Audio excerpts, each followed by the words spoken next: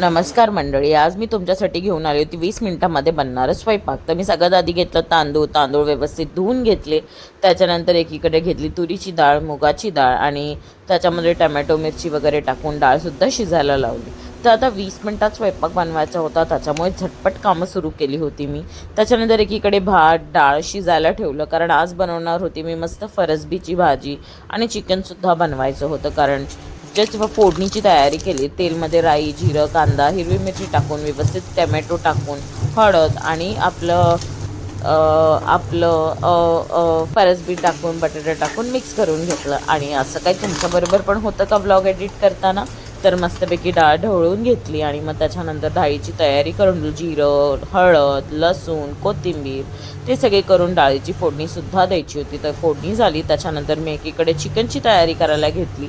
चिकनची तयारी करता करता तुमच्याशी गप्पासुद्धा मारत असते, म्युझिक ऐकत असते. तर चिकन पण बनवायचं होतं. तर तुमच्यासोबत पण असं होतं का की कोणाला भाजी, कोणाला नॉनव्हेज असं? तर आमच्याकडे नक्कीच होतं, असं म्हणून तुम्हाला दाखवलं. फायनली लंच रेडी झालं. तर असं आहे लुक लंच. आवडला असेल तर नक्कीच लाईक करा, शेअर करा आणि सबस्क्राईब करायला विसरू नका.